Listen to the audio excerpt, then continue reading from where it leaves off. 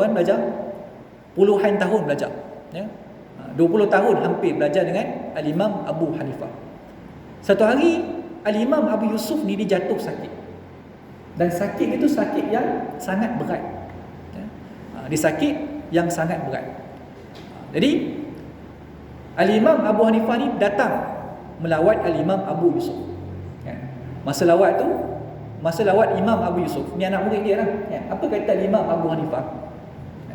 Dia kata, wahai Abi Yusuf, kalau kamu mati, maka sebahagian daripada ilmu aku ni akan masuk bersama dengan kamu di dalam kubur. Maknanya apa tuan-tuan? Maknanya Imam Abi Yusuf ni telah memegang setengah ilmu Imam Abu Hanifah, ya. Hebat tuan-tuan, ya. Setengah ilmu ni. Ini iktiraf daripada Tok Guru sendiri. Tok Guru sendiri yang iktiraf, ya. Dia kata macam tu, kamu ni ada setengah ilmu. Kita kalau Tok Guru kata kita macam tu, kamu wahai Khalid, kamu ada setengah ilmu saya. Terbang balik tu tuan-tuan, ya. Separuh pun cukup dah. Separuh pun cukup dah, banyak dah tu. Tok Kenali, tuan-tuan kenal Tok Kenali, ya. Tok Kenali ni mewarisi ilmu tuan guru beliau, Syekh Wan Ahmad Al-Fatani. Syekh Wan Ahmad Al-Fatani tuan-tuan, berapa ilmu dia kuasai? 47 bidang ilmu, ya. Dia pandai 47 bidang ilmu. Tok Kenali 23 bidang ilmu. 20 lebih je tuan-tuan, ya. Maksudnya separuh daripada imam, maksud separuh daripada ilmu Tok Guru dia. Itu pun jadi Tok Kenali, ya. Macam mana ilmu Tok Guru dia, Syekh Wan Ahmad Al-Fatani tadi? Masya-Allah, tabarakallah, ya. Maksudnya hebat lagi lah, ya. Hebat lagi. Jadi masa datang jumpa tadi, bila orang bagi tahu, bila Al-Imam Abu Hanifah bagi tahu kepada Imam Abu Yusuf, kamu ni ada setengah ilmu saya, kan? Lepas tu dia balik. Tengok-tengok Imam Abu Yusuf tak mati, ya. Imam Abu Yusuf ni sihat balik lepas tu. Bila dah sihat, orang pun datanglah jumpa kepada Al-Imam Abu Yusuf. Orang datang kepada dia, bagi tahu kepada dia, wahai Imam Abu Yusuf, kamu ni sebenarnya ada setengah ilmu daripada ilmu guru kamu. Kamu ni dah pegang setengah ilmu Imam Abu Hanifah. Kamu ni ilmu dah tinggi, ini iktiraf daripada guru kamu sendiri. Maknanya kamu kenalah mengajar, kan? Jangan simpan ilmu kamu tu. Akhirnya dia pun termakanlah pujukan orang, kan? Dia pun buat satu majlis baru dalam masjid. Imam Abu Hanifah tuan-tuan, bila datang ke masjid, tengok siapa dia mengajar ni. Ni alim mana yang baru mengajar ni? Rupa-rupanya Imam Abi Yusuf. Abi Yusuf dah mengajar dah. Yelah, anak murid kamu tu dah mengajar. Maka Al-Imam Abu Hanifah ditulis surat, ditulis soalan. Dia minta seorang murid ni, ya, tanya soalan dalam majlis Al-Imam Abi Yusuf. Dia bagi satu soalan, ya, bagi kertas, kata lepas ni dalam majlis Imam Abi Yusuf, kamu tanya soalan kepada beliau. Jadi murid ni pun datang majlis Imam Abu Yusuf, angkat tangan tanya soalan. Imam Abu Hanifah dia kata, ya, kalau dia jawab boleh tak betul, kalau dia jawab tak boleh pun tak betul, dua-dua pun tak betul, ya. Dua-dua pun tak betul. Maka dia pun tanyalah, yang jadi wakil tadi, ya, yang jadi wakil Imam Abu Hanifah tadi masuk dalam majlis Imam Abu Yusuf, angkat tanya soalan. Ditanyalah, wahai tuan guru, wahai Imam Abi Yusuf, saya nak tanya soalan ni sekian. Apa hukum dia tentang masalah ni? Maka kata Imam Abi Yusuf, dia jawab apa? Dia jawab boleh lah. Dia jawab boleh. Lebih kurang macam tu dia jawab. La yajuz, tak boleh. La yajuz. Maka yang tanya soalan tadi dia kata apa? Tak betul. Lepas tu dipikir balik. Oh ya betul. Boleh. Yajuz. Boleh pun tak betul. Dua-dua tak betul ni mana satu ni, ya? Maka murid ni tadi yang tanya tadi, dia kata sebenarnya soalan ni dia perlu kepada tafsil, dia perlu kepada perincian, ya, bila boleh, bila tak boleh. Oh, dia kata ini bukan soalan kamu ni, ya? Ini gaya soalan ni bukan soalan kamu ni. Ini soalan Imam Abu Hanifah, ya? Ini soalan guru saya ni bukan soalan kamu. Betul tak? Ya betul. Imam Abu Hanifah yang hantarkan saya untuk tanyakan soalan ni. Jadi Imam Abi Yusuf tuan-tuan, dia terus tinggal majlis. Ya, dia tinggalkan majlis dia, masuk dalam majlis Al-Imam Abu Hanifah. Dan tanya soalan kepada Al-Imam Abu Hanifah. Dia kata, wahai Tuan Guru, kamukah yang tanya soalan tadi? Ya, saya yang tanya soalan. Dan kamu tak boleh jawab kan? Ya, memang betul saya tak boleh jawab. Tazabbabta qabla an tuhasram. Ni kalam Imam Abu Hanifah yang ditulis dengan ma'uz zahab, ditulis dengan tinta emas tuan-tuan, ditulis dengan dakwan emas. Tazabbabta qabla an tuhasram. Apa kata Imam Abu Hanifah? Dia kata, kamu nak jadi kismis, nak jadi zabib sebelum kamu masak. Faham tuan? Kismis, ya, anggur nak jadi kismis, dia kena masak dulu. Betul tak? Mana boleh anggur tu kita petik terus, tak masak lagi terus jadi kismis. Tak boleh tuan. Anggur mesti dia kena masak baru jadi kismis. Ya? Maksudnya kamu tu tak masak lagi, anggur tak masak lagi, tiba-tiba kamu dah nak jadi kismis. Maknanya ilmu kamu tu masih masam lagi. Macam mana kamu nak bagi manis ilmu tadi kepada umat? Macam mana kamu nak sampaikan ilmu tadi kepada umat sedangkan masamnya ilmu kamu tu? Boleh faham tuan-tuan? Ya? Tuan-tuan, orang yang tak diberi izin oleh gurunya untuk mengajar, ilmu dia masam tuan-tuan. Ya? Orang yang diberi izin, kalau orang yang diberi izin oleh gurunya untuk mengajar kepada umat, ilmu dia akan jadi manis. Ya? Ilmu dia akan jadi manis. Berbeza dengan orang yang tak diizinkan oleh guru dia. Tuan-tuan akan tengok kemasaman ilmu tersebut. Masamnya ilmu, kerasnya ilmu, busuknya ilmu tersebut. Kenapa? Kerana tak diizinkan oleh guru. Itu orang yang tak diizin oleh guru. Apatah lagi kalau orang yang tak ada guru, yang belajar tak ada guru. Ini lagi masam ilmu dia. Sebab tu penting kalam Al-Imam Abu Hanifah tadi ditulis dengan dakwat emas. Tadabbarta qabla an tuhasram. Kamu ni nak jadi kismis ke? Sedangkan kamu tak masak lagi.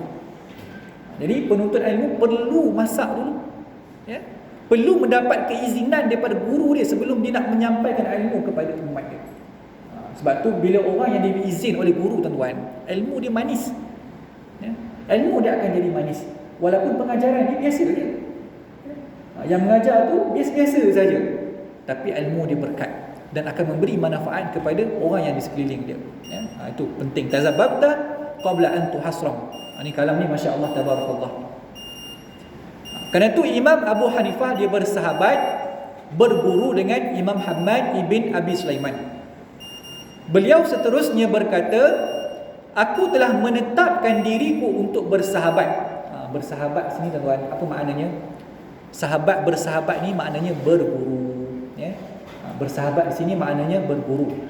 Bahasa orang dulu tuan-tuan dipanggil bersahabat.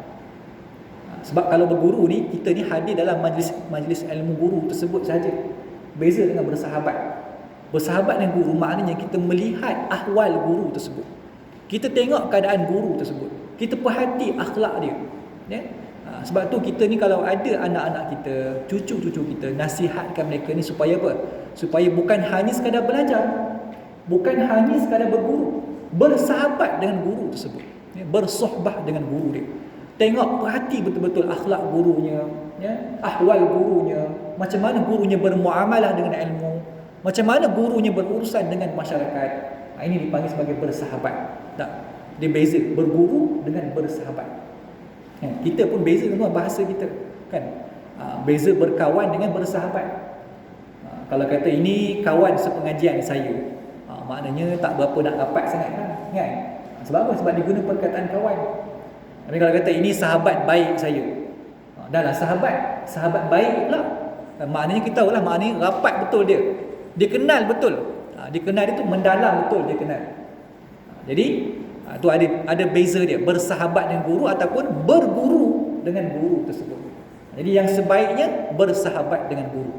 Maknanya kita musafir dengan guru, ya, makan sekali dengan guru, berjamaah sekali dengan guru. Supaya kita mendapat keberkatan guru tersebut. Ya. Aku telah menetapkan diriku untuk bersahabat, yakni berguru lah, ya, berguru dengan Imam Hamad ibn Abi Sulaiman. Dari itu aku mula tumbuh. Ni kata ulama, man zabata nabata.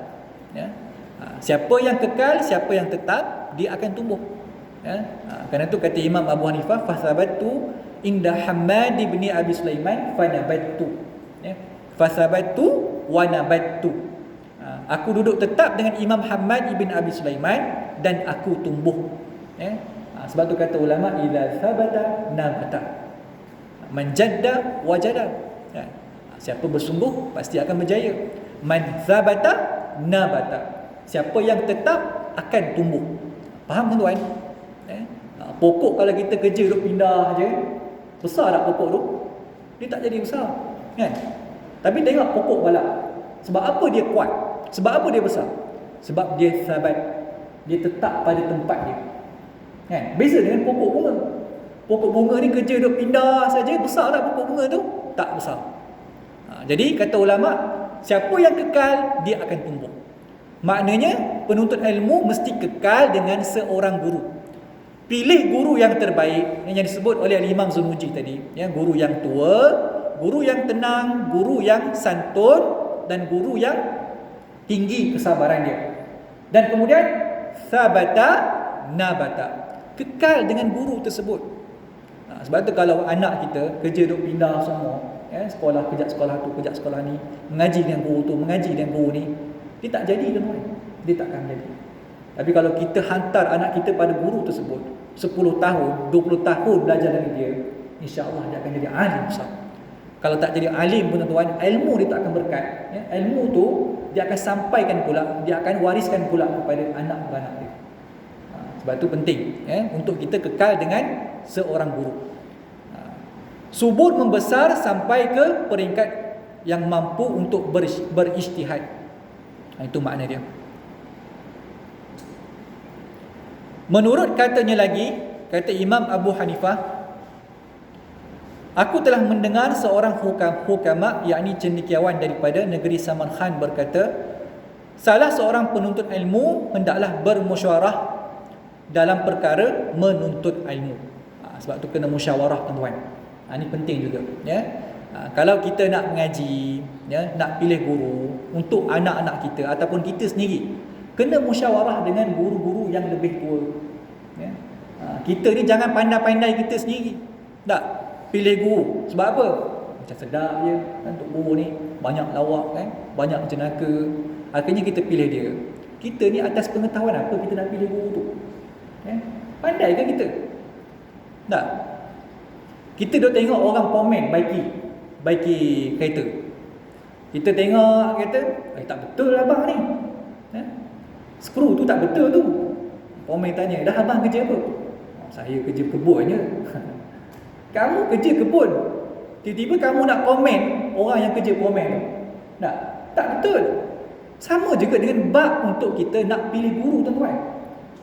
Rujuk dulu, musyawarah dulu dengan guru-guru yang lebih tua. Tanya ulama-ulama yang tua, macam mana pandangan tuan guru dengan guru yang ini sekian-sekian. Macam mana pandangan tuan guru tentang tempat pengajian ni? Sesuai tak untuk anak saya? Kan? Apa manhaj dia tuan guru? Bila kita dapat pandangan daripada tuan guru, barulah kita hantar anak kita pada tempat tersebut. Kan? Jangan kita kira tempat tu prestige. Kan? Hebat tempat ni. Kan? Bukan setakat mengaji agama, boleh cakap Inggeris lagi. Rupa-rupanya duk menyesatkan orang lain. Ngaji sampai pergi ke negeri tu, balik ke Malaysia, bid'ahkan orang. Berat tuan-tuan. Sebab apa? Sebab kata, pergilah ngaji kat universiti tu, dapat tajaan. Orang pun tak ramai hantar. Buat apa hantar ke Mesir? Mesir ramai dah orang. Mesir ni dah ramai tuan-tuan. Pelajar Mesir lebih kurang 15,000 dah pelajar Mesir. Duk sembang dengan orang kampung dia, tanya anak belajar mana? Ngaji Mesir anak saya. Mesir benda hebat sangat. Kampung kita 30 orang anak hantar. Kita hantar, orang kampung ni hantar mengaji di Mesir. Apa yang hebatnya? Pergilah negeri sana tu. Kan? Tak ramai orang. Sebab apa? Sebab tempat tu prestige kata dia. Kan? Balik-balik bergaduh dengan orang lain. Kan? Menyebabkan umat jadi berpecah. Sebab tu kita kena rujuk dengan alim ulama kita. Tempat mana kita nak hantar tuan-tuan. Kena rujuk dengan alim ulama. Jangan kita pandai-pandai sendiri. Kita ni bukan yang pandai pun. Tak, tiba-tiba kita pula nak hantar anak kita ke tempat tu. Kenapa? Kerana prestige, kerana tempat tu ada kemudahan, prasarana terbaik kan. Itu cara yang salah untuk kita memilih ilmu, untuk kita memilih guru. Jadi saya kira sekarang itulah perkongsian kita pada malam ini, mudah-mudahan memberikan aktibar, manfaat dan ilmu yang berguna, ilman nafi'an kepada kita semua. Saya mohon ampun, mohon maaf sekiranya terkasar bahasa, tersilap bicara. Mudah-mudahan Allah mengampunkan dosa saya dan dosa tuan-tuan sekalian. Siru ala barakatillah. Aqulu qawli hadza wa astaghfirullah li wa lakum. Assalamualaikum warahmatullahi wabarakatuh. Tasbih kafarah suratul Asr.